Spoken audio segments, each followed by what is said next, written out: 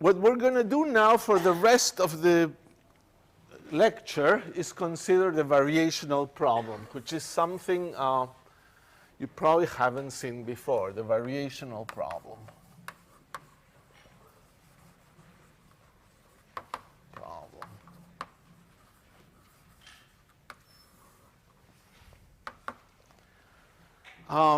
This problem has to do with calculus of variations. Now, calculus of variations is something considered fairly advanced, and therefore, as you will see, we will avoid some of the major difficulties of calculus of variations in our discussion of the variational principle, but I wanted to mention a little story about this problem. So this calculus of variations is a more complicated version of maxima and minima, in which in maxima and minima of functions, you look at a function, and if you could plot it, you could say, here's a maximum, here's a minimum. If you want to figure out where they are, you take a derivative, set it equal to 0, you find the maxima and minima. So the typical calculus problem is one in which you have a function and you want the maxima and minima. The variational problem is a problem in which you want to maximize or minimize something, but what you don't know is not where the maximum or minimum occurs, but which kind of function will give you this maximum or minimum. So your unknown is not a point where there's a maximum or a minimum, but a function where there is a maximum and a minimum. So it's slightly more complicated. So this is the calculus of variations, and people wonder, when did it start? It actually seems to have first been discussed by Newton, and it's quite an interesting story. Newton was trying to understand apparently the following problem. If you would have a cross-sectional area like this, he asked the question, how should you make a solid out of this by tapering it and ending with this, tapering it, in such a way that as it moves in a viscous fluid, the resistance is the minimum possible. Very complicated problem. And as you can imagine, this is a complicated problem because you're trying to find a shape, not just a maximum or a minimum of a function, but what shape maximizes or minimizes this. So apparently he solved the problem and wrote it in Principia, but didn't explain his solution, and people for years were trying to figure it out, and nobody could figure out how he did it. Then the story goes that this mathematician Johann Bernoulli in 1696 came up with a challenge to all mathematicians. At that time, people would announce a problem and challenge to see who's smart, who can solve this problem. So Johann Bernoulli,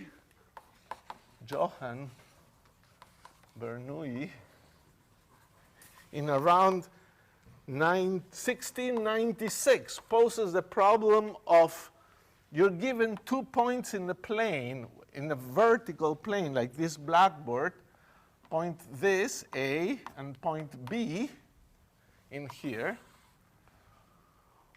You must design the curve of shortest time for fall. So some curve here, if you put an object and let it fall, it will get the fastest to that point. So it's maybe something that looks like this. It's a complicated curve, or at least not all that simple. And he asked all the people to solve it, gave them 1 year to solve it. So who was around at that time? Well, one person that got the letter was Leibniz. He got it on the 9th of June of that year, 1696, and he answered it, sent an email back by the 16th of June with a letter with a complete solution.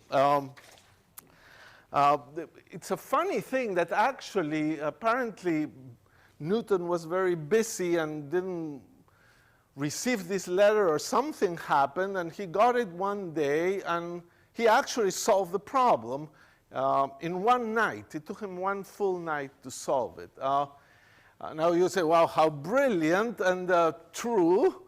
But given that he had solved this problem, he was criticized as being really slow.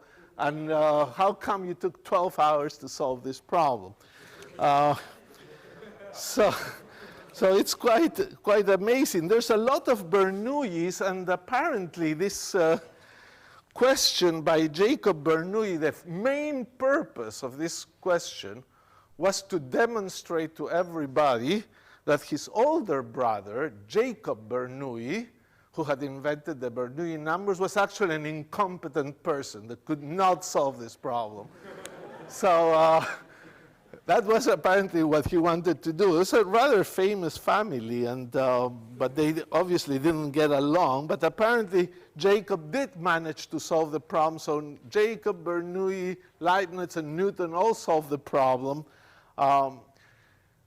Johann Bernoulli, the one that started this problem, and I think it's maybe with a double N, I'm sorry.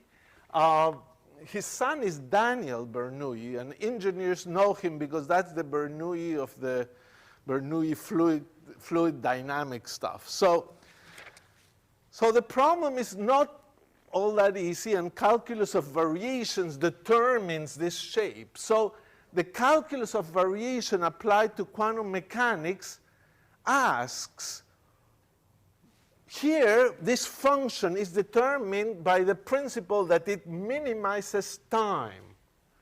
So you have the Schrödinger equation, and you could ask, you have all these eigenfunctions. What do they minimize? Is there something they minimize? And the answer is yes, and this is what you understand in the next few minutes. So what is the problem we want to solve? We want to solve the problem h psi equal e psi. So some Hamiltonian. Now, my notation will be such that it applies to 3 dimensions as well. So I'll put just arrows on top of it, and you would have to write the appropriate Hamiltonian. It will not be necessary for you to know the Hamiltonian, so I'll put psi of x's here, meaning that this is equally valid for more than 1 dimension. Now, we want to find solutions of this equation. And you could say, what do they maximize or minimize? Well, we won't get to it until 15 minutes. First, let's try something simpler. How about, can we learn something about the ground state energy of the system?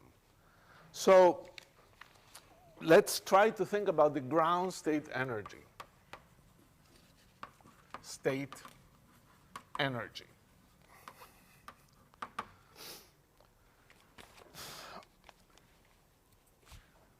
Now, consider ground state energy, and we'll consider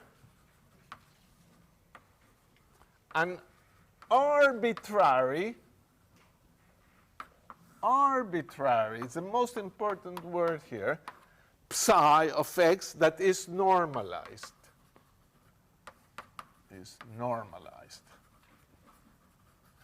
So integral dx of psi squared is equal to 1.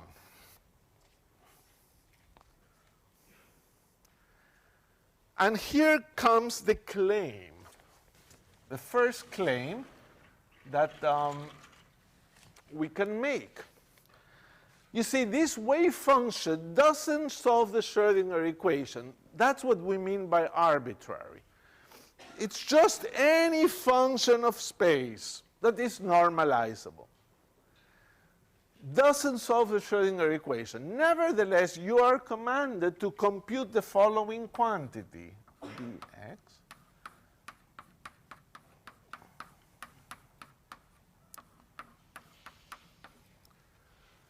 This quantity is also by definition what we call the expectation value of the Hamiltonian in the state psi.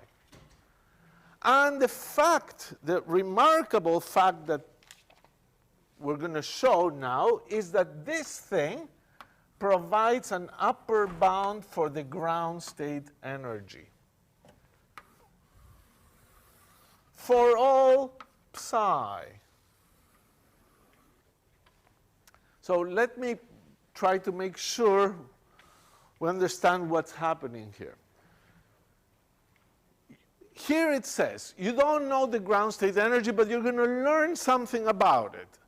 Something that is interesting is if you know that it has an upper bound. So the ground state energy is definitely not higher than this one.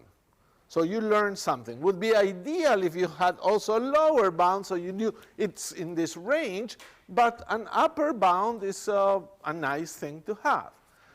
And the claim here is that each time you try an arbitrary function, you put anything here, you evaluate, you got an upper bound. So how is this used? You try arbitrary functions that you think look possibly like the wave function of a bound state, and you get numbers, and you already know that the ground state energy is smaller than some number. So it's a rather nice way of getting some information about the ground state energy. So this psi of x is called a trial wave function. It's a trial wave function.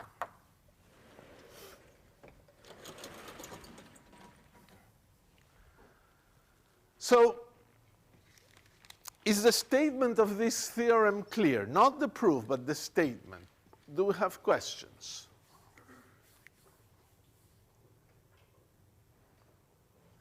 Yes? I know it's not stated in the theorem, but is there any statement about how choosing the wave function will give us, like, how accurate the estimate of the ground state is? No, we're going to become good and figure out some nice way of choosing wave functions, but once you try it, you got some information, and you may not know so easily whether you could go much lower. We can try a little, but there's no clear way to know. So this is just some partial information. Okay, so let me first prove this, okay? We'll prove it and then explain a little more what it all means. So, a proof. Now, it's a proof under quotation marks. I will make a few assumptions, basically that I don't have a continuous spectrum.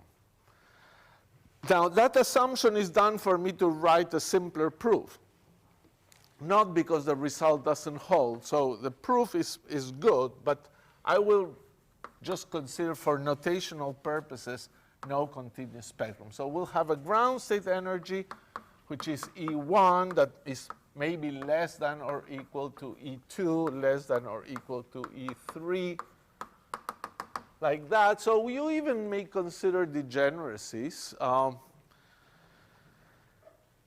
And we have H on psi n is equal to En psi n. So what do we have? We have a trial wave function. So your trial wave function, since it's an arbitrary function of x, should be expandable by completeness as a series or a superposition of the energy eigenstates. So let me clarify this point. This is a trial wave function. Doesn't solve the Schrödinger equation.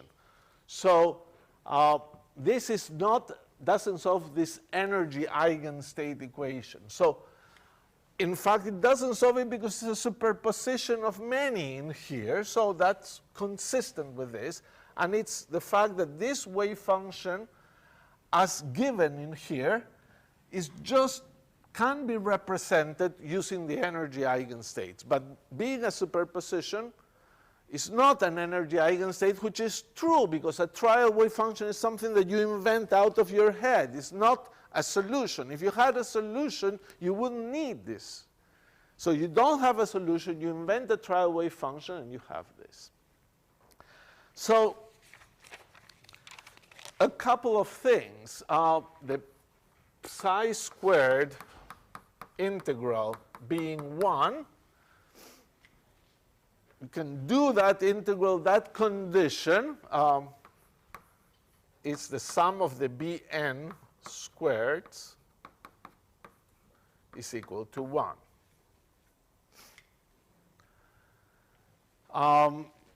This, I use the orthonormality. You can evaluate this. It's sort of the kind of things we're doing last time. Please make sure you know how to do that. Then there's the other computation that we also sketched last time, which is that the integral of psi star h psi, which is what we want to compute, h hat psi, is actually Bn squared En.